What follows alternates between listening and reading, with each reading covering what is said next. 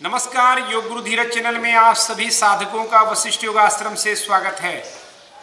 आसन का ब्रह्मास्त्र। जी हाँ, एक ऐसा आसन जो सब लोग कर सके, सहजता से कर सके। हम लोग बोलते हैं शीर्षासन है, किंग आसन है। आसन में ऐसा कोई किंग या क्वीन, राजा रानी जैसा कुछ नहीं है। हर आसन की अपनी अहमियत, जरूरत। लेकिन राजा है शीर्षासन, अगर कह भी दें आपके हिसाब से, लेकिन सब लोग कर नहीं पाते। तो जो सबके पहुंच में नहीं हो उसका क्या मायने।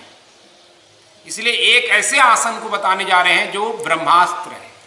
कई तरह की बीमारियों को चुन चुन करके ये उसका सर्वनाश करता है, या ऐसी तैयारी करता है कवच और कुंडल की तरह कि इन तमाम बीमारियों को आने नहीं देगा। सिर्फ मैं बोल नहीं रहा हूं, बल्कि आसन को साइंटिफिकली, लॉजिकली एक्सप्लेन करूंगा कि क्यों ये अमुक बीमारियों में आपकी सुरक्षा करता है या बीमारी रहते उसका सत्यानाश करता है। यही तो योग की महिमा और गरिमा है।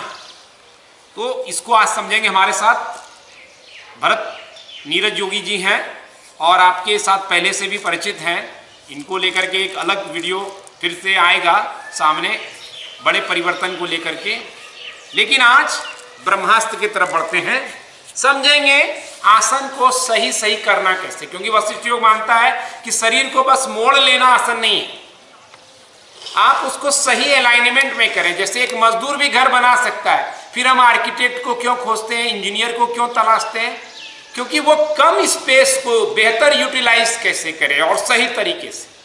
बस गुरु का वही कार्य है, वशिष्ठ योगाश्रम का यही कार्य है कि कम समय में बेटर रिजल्ट कैसे आए और बेहतर तरीके से आसन कैसे हो कि प्राण का प्रॉपर गमन हो और आपका स्वास्थ्य सुनिश्चित हो सके। आसन बहाना है, ऑक्सीजन प्राण पहुंचाना है। जहां प्राण पहुंचा वहां बीमारी नहीं है। तो आज देखेंगे हम इस आसन को करने जा रहे हैं, उसके लिए आप लेट जाएंगे।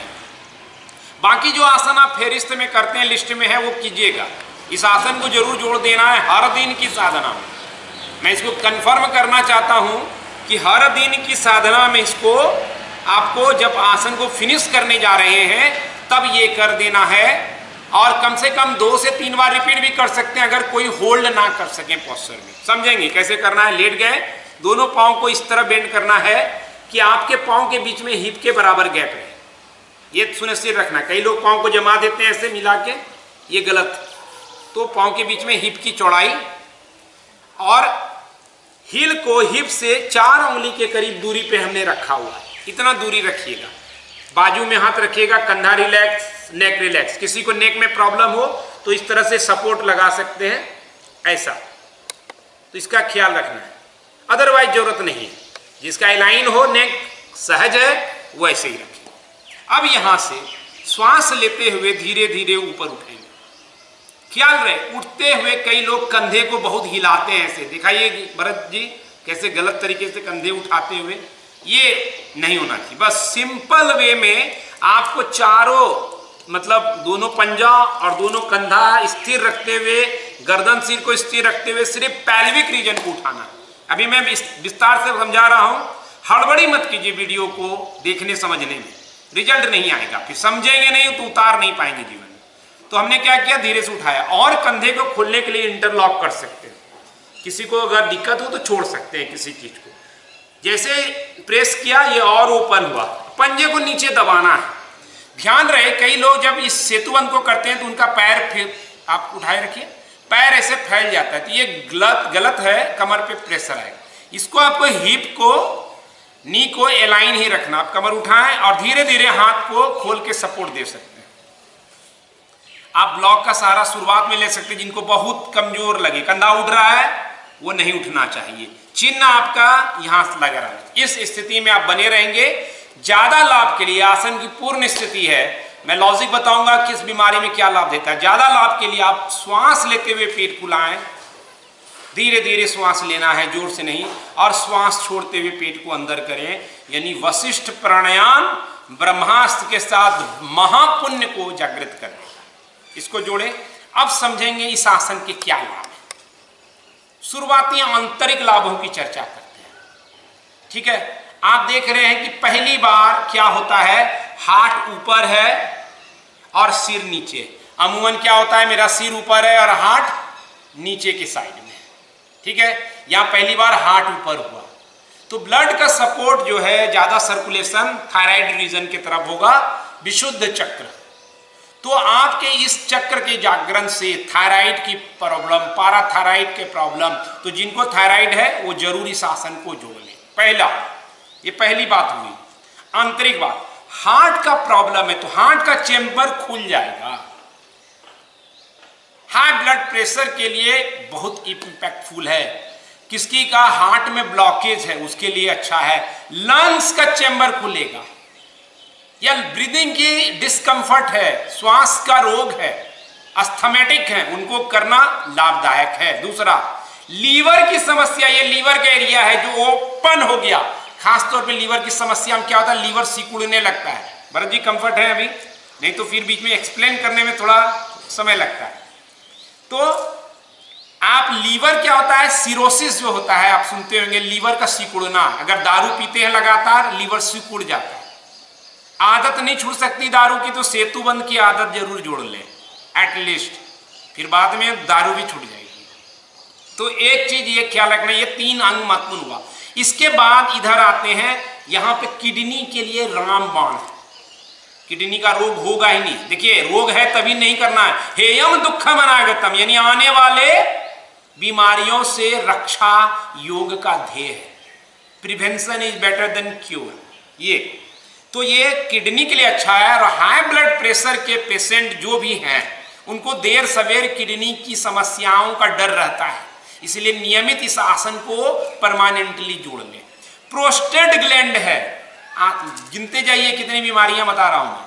प्रोस्टेट ग्लैंड पुरुष को रहता है 40-45 के बाद, होना आजकल ज्यादा हो गया क्योंकि बैठ के सारा काम होता है। एक बार मैं चाहूंगा धीरे से वापस आएंगे, मैं एक्सप्लेन को आगे बढ़ाऊंगा। बस थोड़ा सा रिलीफ दे रहा हूं भरत जी को, क्योंकि जबरदस्ती कहीं ऐसा ना हो जाए टूस पॉइंटेड। ये काउंटर पोस्चर है, आप भी इसी तरह इस आसन को एक बार भी ज्यादा देर तक होल्ड ना कर सकें तो दोबारा करें। फिर से वापस आएंगे भरत जी, भरत मुनि भी कह सकते हैं है ना। धीरे धीरे श्वास लेकर के ऊपर उठाएंगे। आपको लगे पांव ज्यादा आगे बढ़ गया तो थोड़ा सा पीछे ले जाइए भरत जी। यस, इसको खोलना है। अभी मैं एक्सप्लेन कर ही रहा हूं, किस किस बीमारियों का काउंटिंग करते जाइए। आप कमेंट में लिखिएगा कि इतनी बीमारियां बताया, ठीक है। तो प्रोस्टेट की समस्या है तो भी करें, करते रहेंगे तो प्रोस्टेट की समस्या नहीं होगी। यानी मूत्र रोग संबंधी, सेक्स में कंट्रोल का प्रॉब्लम है, यौन रोगी भी इसको करें। पीरियड का क्रैम्प का इश्यूज रहता है, माँ बहनों को ये समस्याएं हैं तो वो करें। अनियंत्रित रहता है वो भी करें। गर्भवती है तो गर्भवती महिलाओं को ये आसन जरूर करना। बस काउंटर पोस्चर जो अपान आसन है वो आपको नहीं करना है। उसके जगह बैक को रिलीव करने के लिए एक एक पांव को साइड से स्ट्रेच करा, तो इसका ध्यान रखना है। तो मतलब बताया कि प्रोस्टेट का, पीरियड का और यौन की समस्या में इसको करें। किसी को गर्भधारण की समस्या, पुरुष या स्त्री का कोई भी जो अंडाणु की समस्या हो या शुक्राणु की समस्या हो, वो दोनों लोग नियमित रूप से पति पत्नी इस आसन को एकदम से कसम खा लें कि इसको करना ही है, नहीं तो भोजन सेवन नहीं करेंगे। आज का 3 बार भोजन करते हैं, ब्रेकफास्ट लंच डिनर तीनों बार करें पति पत्नी मिल करके। नहीं मिलके कर सके तो अपने अपने टाइम के हिसाब से तो जरूर कर लें, लाभ ही मिलेगा।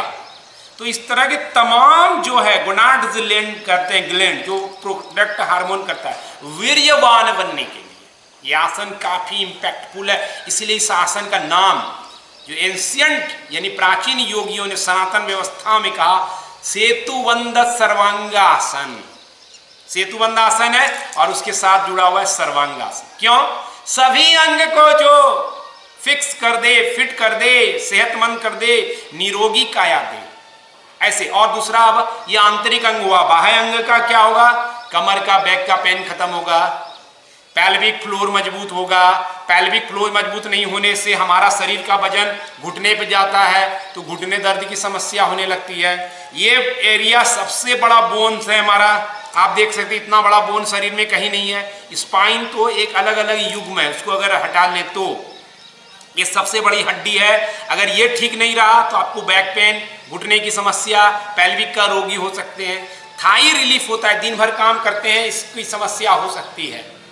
तो इसीलिए इन तमाम चीज़ों में ये काफ़ी इफेक्टिव है। धीरे से वापस जब आना है तो हाथ को नीचे करें और धीरे धीरे नीचे की तरफ जाएं। काउंटर पोस्चर, दोनों पांव को श्वास छोड़ते हुए बेंड करना। प्रेगनेंसी वाले को नहीं करना, ये मैंने पहले ही समझा दिया।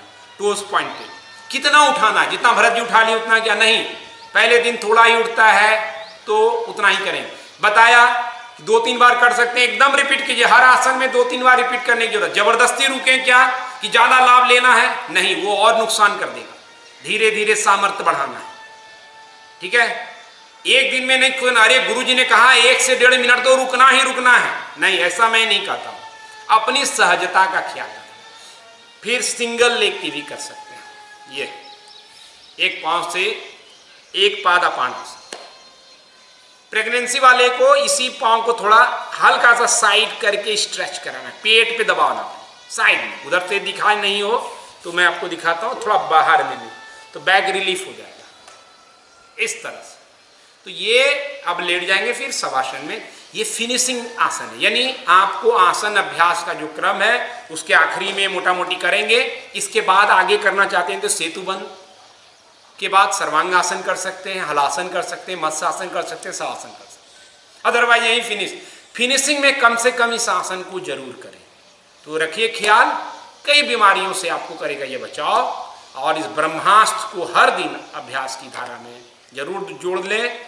और आज की अभ्यास में इतनी तन्मयता से सामर्थ्य के साथ जुड़ने के लिए भरत जी का भी आभार व्यक्त करता हूँ। तो नियमित आसन करेंगे या नहीं, सेतुबंध को अपनी साधना का अंग बनाएंगे प्रतिदिन क्या नहीं, ऐसा कसम लेकर के कमेंट जरूर कीजिए। धन्यवाद। आज इतना ही। वशिष्ठ योगाश्रम से नियमित अभ्यास साधना का सीरीज चैनल में है, उसको करते रहें। सूर्य नमस्कार और आसन, उसके बाद ये फिनिशिंग करके प्राणायाम की साधना को आगे बढ़ाएं। आज इतना ही। धन्यवाद।